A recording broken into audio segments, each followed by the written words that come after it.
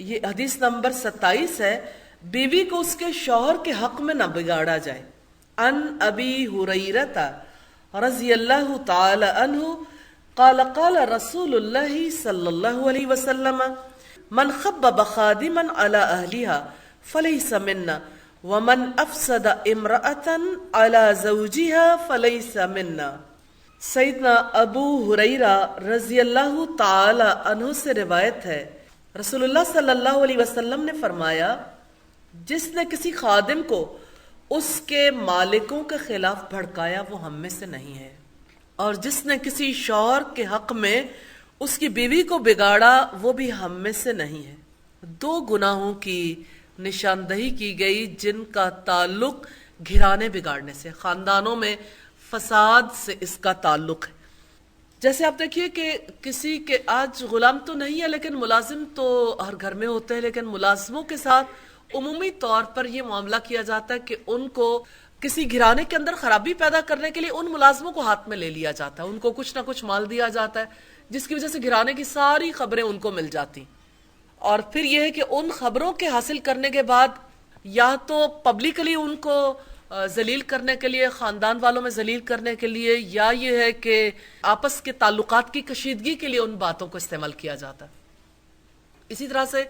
کسی بیوی کو اس کے شوہر کے حق میں نہ بگاڑا جائے۔ بیوی کو شوہر کے حق میں کیسے بگاڑا جاتا ہے؟ بیوی کو شوہر کے حق میں بگاڑا جائے یا شوہر کو بیوی کے حق میں؟ آپ دیکھیں مثال کے طور پر آپ کسی کے گھر میں گئے اور گھر میں جا کے جیسے فیملی ممبرز کا تو عام طور پر معاملہ ہی اس نوعیت کا ہوتا ہے کہ یہ ٹاول اب بدل جانے چاہیے، بیڈ شیٹس کیسی ہیں، یا یہ سیٹنگ اتنی پراپر نہیں ہے، یا جب بھی آپ کے گھر آئے آپ کے گھر میں مینیو ایک ہی چلتا ہے، یا یہ کہ آپ کی وائف تو گھر ہی نہیں ہوتی، یا آپ کے بچوں کا کیا معاملات۔ اب آپ میں ایک ایک فکرہ جو ہے نا دل پہ لکھا جاتا ہے۔ جب کبھی گھر پہ جا کے کسی نوعیت کی بات چیت کی جاتی تو اس کی وجہ سے گھر والوں کے اوپر برے اثرات مرتب ہوتے ہیں، اور اس کی وجہ سے آپس کے تعلقات میں کشیدگی آتی ہے۔ معاملات کی اصلاح کے لیے بہت سے اچھے انداز بھی ہو سکتے ہیں۔ اس کے لیے بعض اوقات انسان یہ محسوس کرتا ہے کہ یہ فلاں چیز کی طرف توجہ کرنے کی ضرورت ہے تو کوئی بات نہیں، اچھا تحفہ دے دیجئے۔ یہ بات خود بخود ایک احساس دلانے کی بات ہے بہت ہی خوبصورت انداز میں۔ اور اسی طرح سے سم ٹائمز ایسا ہوتا ہے کہ انسان کچھ اچھے پہلوؤں کو زیادہ ہائی لائٹ کر دیتا ہے، اور ضروری تھوڑی ہے کہ آپ پورے گھر کی آپ نے ذمہ داری لے رکھی ہے کہ اس گھر میں جس قسم کی بھی ماحول کے اندر خرابیاں ہیں ان کو آپ نے بیٹھ کے ہائی لائٹ کرنا ہے، اور اس طرح سے آپ نے اللہ کے اجر کمانا ہے۔ تو یہ اجر کا کوئی ذریعہ نہیں ہے جس کی وجہ سے شوہر بیوی کے تعلقات کشیدہ ہو جائیں۔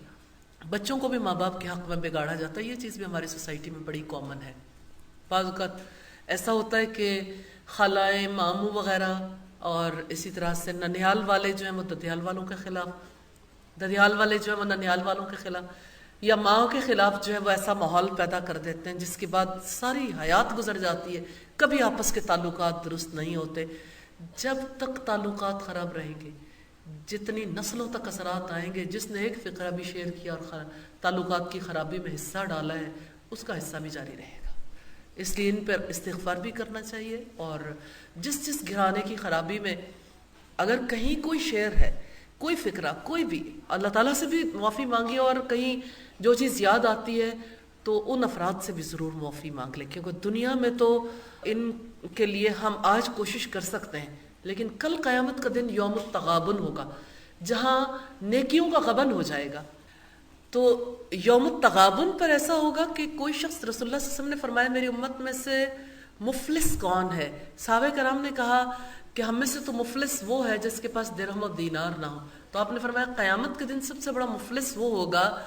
کہ جو بہت زیادہ نیکیاں لے کر آئے گا لیکن اس نے کسی کا دل دکھایا ہوگا، کسی کی غیبت کی ہوگی، کسی کو طعنہ دیا ہوگا، پھر اس کی نیکیاں لے لے کر اس کو دی جائیں گی جس کا حق بنتا ہوگا، حتیٰ کہ اس کی ساری نیکیاں ختم ہو جائیں گی۔ پھر جب اس کی نیکیاں ختم ہو جائیں گی اور دعوے دار باقی ہوں گے تو ان کی برائیاں لے لے کر اس کے کھاتے میں ڈال دی جائیں گے اور اس کو جہنم میں پھینک دیا جائے گا۔ استغفر اللہ۔ تو اس لحاظ سے دنیا میں معافی مانگنا زیادہ آسان۔ اللہ تعالیٰ ہم سب کو توفیق دے کہ ہم گھرانوں کی مضبوطی کے لیے کام کریں۔ اور ہماری ان تمام غلطیوں سے اللہ تعالیٰ درگزر فرمائے جس کی وجہ سے کسی خاندان میں کسی قسم کی تلخی پیدا ہوئی ہو۔ اب ہم دیکھیں گے کہ نبی صلی اللہ علیہ وسلم کیسے اپنی بیویوں کا خیال رکھتے تھے۔